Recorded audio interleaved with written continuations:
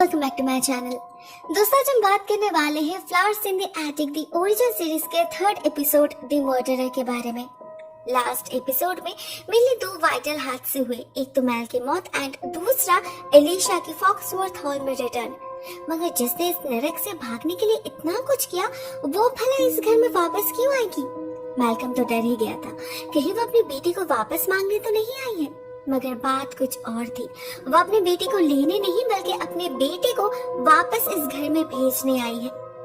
असल में उसे कैंसर है, ना उसके पास वक्त है ना पैसा। रिसेंट क्रैश में उसने अपना सब कुछ खो दिया है। उसका बेटा क्रिस्टोफर अभी मेडिकल साइंस की पढ़ाई कर रहा है जिसे कंप्लीट करने में उसे और कुछ साल लगेंगे।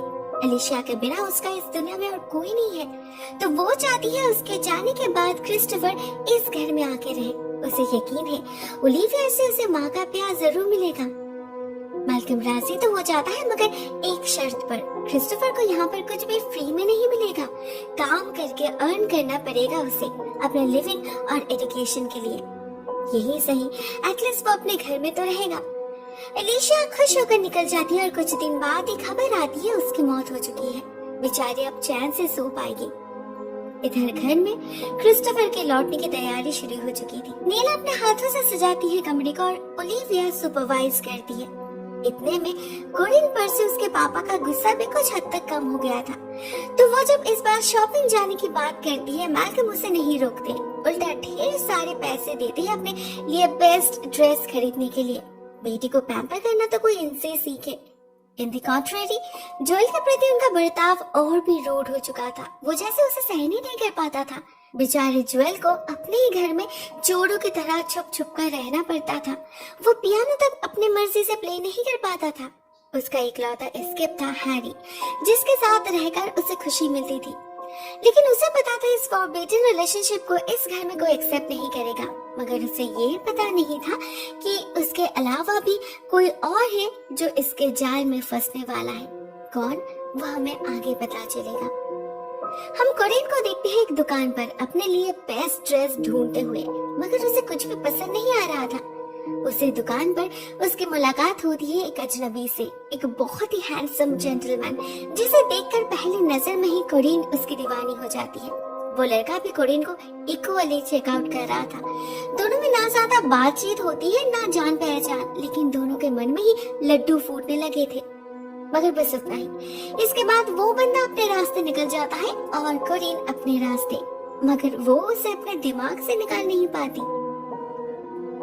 उस रात फॉक्सवर्थ हॉल में एक भयानक हादसा होता है। जोएल हर रात की तरह पियानो बजाकर अपने बॉयफ्रेंड हैरी को उससे मिलने के लिए बुलाता है। दोनों एक साथ कुछ अच्छे वक्त बिताते हैं, अपने उस फ्यूचर का सपना देखते हुए जो शायद कभी पूरा नहीं होगा। इतने में पियानो की आवाज मैल्कम के कान तक पहुंच जाती है और वो गुस्से में पागल हो जाते हैं। उसे लड़कों का पियानो प्लेइंग बिल्कुल भी पसंद नहीं। उसे लगता है इससे लड़कों का मैनलीनेस खो जाता है। उसने जोएल को भी कई दफा मना किया है, उसने नहीं सुना। तो इस बार मैल्कम खुद ही जाते हैं उसके कमरे में और कमरे में एंटर करते ही उसे जो दिखता है उससे उसकी बोलती बंद हो जाती है। उसे जोएल दिखता है हैरी के साथ इंटीमेट हालत में।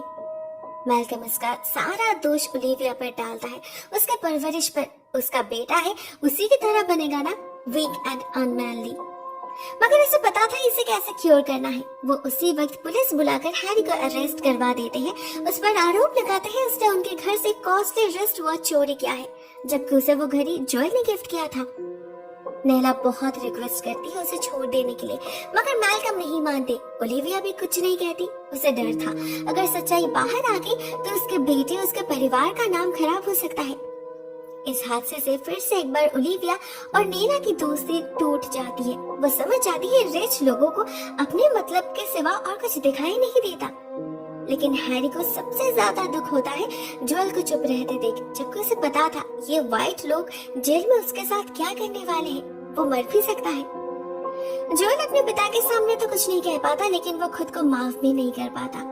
वो अपने माँ से प्लीड करता है हैरी को छुड़ाने के लिए, मगर ओलिविया भी इस बात को हजम नहीं कर पा रहे थे कि उसका बेटा एक लड़के से प्यार करता है, तो वो कुछ नहीं करती। तब तक उनका गेस्ट भी आ चुका था, क्रिस्टोफर, जो और कोई नहीं वही यंग एंड हैंडसम लड़का था जिसे देखकर कोरिन की सांसें रुक गई थी। अब जब उसे पता चलता है कि वो रिश्ते में असल में उसके अंकल हैं, कोरिन को बहुत खराब लगता है और वो अपना माइंड डाइवर्ट करने के लिए डेट पर जाती है, वो भी किसके साथ? उसी रॉकफोर्ड के साथ। लगता है उसे एक बार धोखा खाकर सीख नहीं मिली। On the other hand, Malcolm ने भी गेस्ट के वेलकम के लिए सारा अरेंजमेंट कर रखा था। क्रिस्टोफर के आते ही वो उसे उसका काम समझा देते हैं। उसे यार्ड में काम करना होगा बाकी सर्वेंट्स के साथ। उन्हीं की तरह पूरे 8 घंटे काम करने के बाद उसे छुट्टी मिलेगी। साथ ही साथ मैल्कम के दिमाग में कुछ और भी चल रहा था। हम देखते हैं वो डॉक्टर कर्टिस के क्लिनिक में जाकर एक प्रिस्क्रिप्शन लिखने के लिए कहते हैं, लेकिन पेशेंट कौन है वो डॉक्टर को भी नहीं बताते। सिर्फ इतना कहते हैं कि सबसे स्ट्रॉन्ग ट्रीटमेंट रिकमेंड करना होगा। कुछ देर बाद मैल्कम तो अपना काम करके निकल जाता है, लेकिन वो नोटिस नहीं करता मिसेस स्टेनर उसी क्लिनिक में काम करती है और मैल्कम को देखते ही उसे पता चल जाता है कि कुछ तो गड़बड़ है, नहीं तो ये आदमी यहाँ नहीं आता। वो अपनी इन्वेस्टिगेशन स्टार्ट कर देती है और इधर घर में हमें पता चलता है मैल्कम के प्लान के बारे में। उसने वो प्रिस्क्रिप्शन जोएल के लिए बनाया है। वो उसे वेस्टमोरलैंड के उसी मेंटल असाइलम में भेजने वाला है जिसे लेकर वो कभी ओलिविया को थ्रेट देता था। उसे लगता है वहां जाने पर जोएल की ये घिनौनी बीमारी ठीक हो जाएगी, लेकिन वो नहीं चाहता घर में किसी को भी इस बारे में पता चले, इसलिए वो लोग रात में निकलेंगे सबके सो जाने के बाद। जोएल जाना तो नहीं चाहता था, मगर डिसीजन उसके हाथ में नहीं थी और इसमें मैल्कम को उसकी माँ भी सपोर्ट कर रही थी। तो वो बस एक शर्त रखता है कि उसके बदले हैरी को वापस लाना होगा। साथ में वो एक चिट्ठी भी छोड़ता है उसके नाम पे, जिससे उसे पता चले सैक्रिफाइस सिर्फ उसने नहीं जोएल ने भी दिया है। ओलिविया जब हैरी को ये लेटर डिलीवर करने जाती है तो उसकी हालत देखकर चौंक उठती है। वो बेचारे के पूरे चेहरे पर चोट की निशानी थी। जोएल ने ठीक ही कहा था, हैरी अगर और कुछ दिन वहाँ रहता तो शायद वो जिंदा ही नहीं बच पाता। ओलिविया को लगता है अभी शायद सब कुछ ठीक हो जाएगा, उसका बेटा भी क्योर्ड होकर वापस आ जाएगा, मगर उसे कोई आइडिया नहीं था उस असाइलम में बेचारे को क्या क्या सहना पड़ रहा है। उसे पागल समझकर इलेक्ट्रिक शॉक दिया जा रहा है, जिससे कोई हेल्दी पर्सन भी बीमार पड़ जाएगा। नेक्स्ट मॉर्निंग जब कोरिन अपने भाई के बारे में पूछताछ करती है तो उसे बताया जाता है जोएल मॉन्ट्रियल के लिए निकल गया है कल रात ही एक म्यूजिशियन का असिस्टेंट बनने। वो बहुत जल्दी में था, कोरिन को अपसेट करना नहीं चाहता था, इसीलिए उसे कुछ बताकर नहीं गया। लेकिन कोरिन को ये बात हजम नहीं होती। जोएल ऐसे कैसे जा सकता है? कुछ दिन बाद कोरिन का बॉल है जिसमें वो उसके साथ डांस करने वाला था। जरूर कुछ गड़बड़ है। कोरिन जाती है उसके कमरे में चेक करने। उसे कुछ लेटर्स मिलते हैं जिससे उसे जोएल और हैरी के रिलेशनशिप के बारे में पता चल जाता है और हैरी से वेस्टमोरलैंड के बारे में। अब ये जगह क्या है उसके बारे में कोरिन को कोई आइडिया नहीं था, तो वो क्रिस्टोफर से बात करती है और तब क्रिस्टोफर उसे बताता है कि वो जगह एक टाइप ऑफ लैब है जहाँ एक्सपेरिमेंट्स चलता है। पेशेंट्स को ट्रीटमेंट के नाम पे इनह्यूमन तरीके से ट्रीट किया जाता है जो कोई भी रियल डॉक्टर सपोर्ट नहीं करते। अगर जोएल वहाँ पर है तो उन्हें जल्द से जल्द उसे वापस लाना होगा, नहीं तो वो ज्यादा दिन सरवाइव नहीं कर पाएगा। कोरिन और क्रिस्टोफर उसी वक्त सारी बातें ओलिविया को जाकर बताते हैं। उससे रिक्वेस्ट करते हैं जोएल को वापस लाने के लिए। ओलिविया सब कुछ जानकर टेंशन में कांपने लगी थी। अगर उसे ये सब पहले पता होता वो अपने बेटे को वहाँ कभी नहीं भेजती। वो उसी रात जाकर जोएल को छुड़ा कर लाती है, डॉक्टर को ढेर सारे पैसे देती है मैल्कम को कुछ ना बताने के लिए। जोएल की हालत सच में खराब हो चुकी थी। वो चलना तो दूर बात तक नहीं कर पा रहा था, होश में ही नहीं था वो। ओलिविया किसी तरह उसे घर वापस तो लाती है, मगर मेन बिल्डिंग में नहीं, घर के पीछे स्लेव क्वार्टर्स में जहाँ नीला का परिवार रहता है, हैरी रहता है। उसे पता था नीला उसकी बात नहीं मानेगी, मगर जोएल की खातिर तो वो मान जाएगी ना। और जोएल की हालत देखकर सभी हैरान हो जाते हैं। सबकी उंगली बस एक ही तरफ उठती है, ओलिविया की तरफ। वो माँ होकर ऐसा कैसे कर सकती है जोएल के साथ? आगे कुछ दिनों तक नीला का परिवार जोएल का पूरा ख्याल रखता है। उसके दौरे पड़ने पर उसे संभालते हैं, उसे हेल्प करते हैं असाइलम में बिताए हुए उन दहशत भरी यादों को भुलाने में। और हैरी तो था ही उसे मेंटल सपोर्ट देने। धीरे धीरे जोएल रिकवर करने लगता है, मगर कोरिन इस बात को भुला नहीं पा रही थी। वो भी सबकी तरह अपने माँ को ही कोस रही थी। वो उससे तो सब कुछ शेयर कर सकती थी ना। ओलिविया अगर इतनी सिक्रेटिव नहीं होती तो शायद आज मैल जिंदा रहता और जोएल भी ठीक रहता। एक दिन माँ बेटी में इस बात को लेकर झगड़ा हो जाता है और कोरिन गुस्से में घर से निकल जाती है। देर रात तक घर नहीं लौटती वो, तब तक बाहर बहुत जोर का तूफान शुरू हो चुका था। बारिश होने लगी थी। फाइनली ओलिविया को मैल्कम को इन्फॉर्म करना ही पड़ता है और मैल्कम अपने सारे सर्वेंट्स के साथ उसी वक्त निकल पड़ते हैं अपने बेटे को ढूंढने। क्रिस्टोफर भी जाता है उनके साथ। अंधेरे जंगल में कहीं कुछ दिखाई नहीं दे रहा था। बारिश की वजह से सिचुएशन और खराब हो चुकी थी। सभी अलग अलग होकर कुरीन को ढूंढने लग जाती है, मगर वो मिलती है क्रिस्टोफर को। बेचारी जंगल में बेहोश पड़ी थी, उसके पैर में भी चोट लगी थी। वो लोग घर से काफी दूर थे। कुरीन चल भी नहीं पा रही थी, तो ऐसे में घर लौटना इम्पॉसिबल था। कुरीन बताती है यहाँ पास में एक पुराना चैपल है, वहाँ वो लोग शेल्टर ले सकते हैं। क्रिस्टोफर उसे वहीं ले जाता है, उसका फर्स्ट एड कर देता है। पिछले कुछ दिनों से वो लोग एक दूसरे को जितना हो सके अवॉइड कर रहे थे, जस्ट बिकॉज उनमें से कोई भी नहीं चाहता था सामने वाले को उसका वीकनेस नजर आए। मगर आज भागने की कोई जगह नहीं थी, ना वो लोग और खुद को रोक पाते हैं। कोरिन और क्रिस्टोफर किस करते हैं एक दूसरे को। बादशाह किससे भी आगे बढ़ जाती, मगर ठीक तभी उन्हें मैल्कम की आवाज सुनाई देती है और उसके आ जाने से क्रिस्टोफर को होश लौट आता है। वो समझ पाता है उससे कितनी बड़ी गलती होने जा रही थी।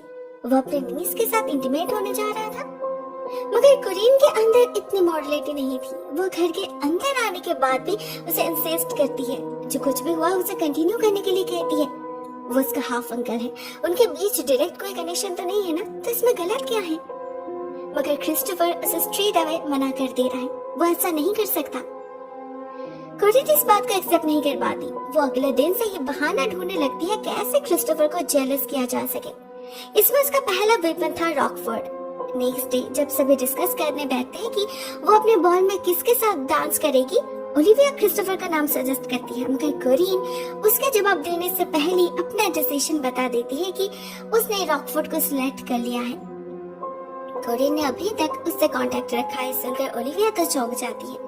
वो उसे याद भी दिलाती है कि उस लड़के के कारण कितना कुछ हुआ है उसके साथ, मगर कोरिन ने तो अपना मन बना लिया था। ओलिविया बहुत टेंशन में पड़ जाती है, पता नहीं फिर से कौन सी नई मुसीबत आने वाली है। मगर उसे तो पता ही नहीं था ये सब कुछ बस दिखावा था। असली तूफान तो कहीं और पनप रहा था, जो इस घर को तबाह करने के लिए काफी था। और उस मुसीबत का नाम था मिसेस स्टेनर। वो पिछले कई सालों से अपने ह्यूमिलिएशन का बदला लेने का मौका ढूंढ रही थी, अब जाकर उसे वो मिला है। उसे डॉक्टर कर्टिस के फाइल से पता चल चुका है मैल्कम उस दिन वहाँ क्या करने गया था। उसे पता चल चुका है ओलिविया का बेटा होमोसेक्सुअल है, तो वो उसे ब्लैकमेल करने लगती है। अगर वो नहीं चाहती पूरी दुनिया को ये बात पता चले तो उसे $3000 देना होगा, वो भी एक हफ्ते के अंदर। मैल्कम समझ नहीं पा रहा था मिसेस टेनर को ये बात कैसे पता चली, मगर वो पैसा देने के लिए मान जाता है। आखिर वो अपना नाम तो खराब होने नहीं दे सकता ना, इसीलिए ही तो उसने ज्वेल को असाइलम में भेजा है। मगर इसके कुछ दिन बाद ही ज्वेल फॉक्सवर्थ हॉल में लौट आता है, नहीं रहने के लिए नहीं बल्कि अपना सामान पैक करने के लिए। वो हमेशा हमेशा के लिए ये घर छोड़कर जा रहा है। उसे लगा था घर में अभी बॉल की तैयारी चल रही होगी तो बहुत सारे लोगों के बीच वो घुस जाएगा, किसी को पता भी नहीं चलेगा। मगर मैल्कम के नजरों से बच पाना इतना आसान नहीं था। गुस्से में पागल होकर वो टूट पड़ता है ज्वेल के ऊपर। उसे जानना था वो उस हॉस्पिटल से निकला कैसे, मगर ज्वेल उसका जवाब नहीं देता। बस इतना कहता है ना उसे उसका नाम चाहिए ना प्रॉपर्टी, वो बस शांति से जीना चाहता है। मगर मैल्कम को तो जवाब चाहिए था। वो उसे प्रेशराइज करने लगता है, उसका गला पकड़ के चोक करने लगता है उसे। फॉर्चुनेटली ठीक तभी ओलिविया आ जाती है वहाँ। वो अपने बेटे को बचाती है और मैल्कम को उसका सारा जवाब भी दे देती है। ओलिविया ने उसके पीठ पीछे इतना कुछ किया है जानकर मैल्कम जैसे सहन ही नहीं कर पा रहा था। बहुत खरी खोटी सुनाता है वो उसे, उस पर हाथ भी उठाता है। मगर ओलिविया अपने पुराने फॉर्म में वापस आ चुकी थी, उसे इन बातों से कोई फर्क नहीं पड़ता। वो जाती है ज्वेल को सी ऑफ करने, उसके साथ हैरी भी जा रहा था। वो लोग कहीं दूर जाकर अपने सपने का घर बसाने वाले थे, जहाँ इस फॉक्सवर्थ हॉल का साया भी नहीं पड़ने वाला। ओलिविया अपने बेटे को कोई पैसा तो नहीं दे पाती, मगर अपनी वेडिंग रिंग दे देती है। उससे कुछ दिनों तक उसका गुजारा हो जाएगा। वो अपने बेटे के लिए खुश थी, एटलीस्ट उसे तो अपनी मनपसंद जिंदगी मिल रही है। अभी उसके पास एक ही रिस्पॉन्सिबिलिटी बाकी है, कोरीन। एलिशिया से किया गया प्रॉमिस उसे पूरा करना है हर हाल में। अगले दिन घर में पार्टी थी। वर्जीनियन सोसाइटी के बहुत इम्पोर्टेंट लोग आने वाले थे, जिसके सामने मैल्कम अपने बेटी को प्रेजेंट करने वाला था। सुबह से घर में बहुत भाग दौड़ चल रहा था। ऐसे में मिसेस टेलर आ जाती है अपना पैसा लेने, मगर अब जब जोएल जा चुका है तो डर किस बात का। मैल्कम उसके मुंह पर पैसा देने से मना कर देता है और उसे जाने के लिए कह देता है, मगर मिसेस टेलर हार मानने वालों में से तो नहीं थी। वो दूसरा रास्ता ढूंढने लग जाती है जो उसे मिल भी जाता है। डॉक्टर कर्टिस के पुराने फाइल्स चेक करने पर उसे पता चल जाता है अलीशा के प्रेगनेंसी के बारे में। बाकी कैलकुलेशंस वो खुद ही कर लेती है। ऊपर से कोरिन देखने में भी बिल्कुल अपनी माँ की तरह थी, तो उसे समझने में वक्त नहीं लगता कि कोरिन असल में किसकी बेटी है। तो पार्टी शुरू होते ही मिसेस टेलर ओलिविया को इस बात को लेकर ब्लैकमेल करने लग जाती है और बदले में मांगती है $5,000। ओलिविया को कुछ समझ नहीं आ रहा था। उधर डांस भी शुरू होने वाला था, तो वो मिसेस टेलर को लाइब्रेरी वाले सीक्रेट रूम में बंद करके मैल्कम को ढूंढने जाती है। तब तक कोरिन नीचे आ चुकी थी। मैल्कम ने उसे अपने माँ के ड्रेस और ज्वेलरी में सजाया था। देखने में बहुत ही प्रिटी लग रही थी वो। मैल्कम को तो अपनी माँ का याद आ जाता है उसे देखकर। क्रिस्टोफर भी हैरान होकर उसे देख रहा था। कोरिन बहुत एंजॉय कर रही थी उसके उस लुक को। पार्टी में रॉकफोर्ड भी आया था। कोरिन उसे भेजती है अपने पिता के पास अपने शादी की बात करने, मगर पता नहीं मैल्कम उससे क्या कहता है। रॉकफोर्ड पार्टी छोड़कर ही भाग जाता है। मजबूरन कोरिन को डांस करना पड़ता है क्रिस्टोफर के साथ। इससे उसे खुशी होती है, मगर वो दिखाती नहीं। उसने रॉकफोर्ड का नाटक तो उसे जलाने के लिए ही किया था, नहीं तो भला वो उससे क्यों शादी करना चाहेगी। कहने को वो जो भी कहे, मगर अंदर ही अंदर वो क्रिस्टोफर से ऑब्सेस्ड हो चुकी थी। हम उसे कई बार उसका पीछा करते हुए देखते हैं, ठीक जैसे मैल्कम कभी अलीशा का पीछा करता था। उधर ओलिविया मैल्कम को इन्फॉर्म करती है मिसेस टेलर के बारे में। वो जाता है पैसा लेने और इधर ओलिविया मिसेस टेलर को बातों बातों में उलझाकर बिजी रखने की कोशिश करती है, मगर बातों बातों में बात हाथ से ही निकल जाती है और मिसेस टेलर को रोकने के चक्कर में ओलिविया उसे धक्का दे देती है। वो बेहोश हो जाती है, उसके माथे से खून बहने लगता है। ओलिविया बहुत घबरा जाती है। वो उसी वक्त डॉक्टर को कॉल करने वाली थी, मगर मैल्कम उसे रोक लेता है। वो उल्टा उसी फोन से मार मार कर मिसेस टेलर का माथा ही स्मैश कर देता है और फिर उसके लाश को कारपेट में रैप करके कमरे के कोने में रखकर दरवाजा लॉक कर देता है। ऐसा बिहेव करता है जैसे कुछ हुआ ही नहीं। इवन ओलिविया को भी वो खुद को संभालने के लिए कहता है। ओलिविया और क्या करती, इतने सालों से जो करती आई है वही दूसरी बार दोहराती है, अपने पति के करतूतों पर पर्दा डालना। कभी कभी तो उसे मैल्कम पर इतना गुस्सा आता है कि मन करता है वो उसका खून ही कर दे, मगर फिर at the end of the day उसी का साथ देना पड़ता है ओलिविया को। पता नहीं यह प्यार था या इतने सालों का हैबिट। ओलिविया चाहकर भी खुद को मैल्कम से दूर नहीं कर पाई, ना चाहते हुए भी हर काम में उसका साथ देती रही। जैसे आज पार्टी खत्म होते ही जब सभी सोने चले जाते हैं, मैल्कम और ओलिविया जाते हैं उस लाश को ठिकाना लगाने। घर के पीछे वाले जंगल में मिट्टी के नीचे दफना देते हैं मिसेस टेलर को। किसी को कुछ पता ही नहीं चलता। ओलिविया को लगता है अब सब कुछ ठीक हो जाएगा और कोई मुसीबत नहीं आएगी उनके परिवार पर, मगर अपने कमरे की तरफ जाते वक्त उसे मैल्कम के माँ के कमरे से कुछ आवाजें सुनाई देती है और जब वो झांक कर देखती है तो उसे दिखती है कोरिन क्रिस्टोफर के साथ इंटीमेट हालत में।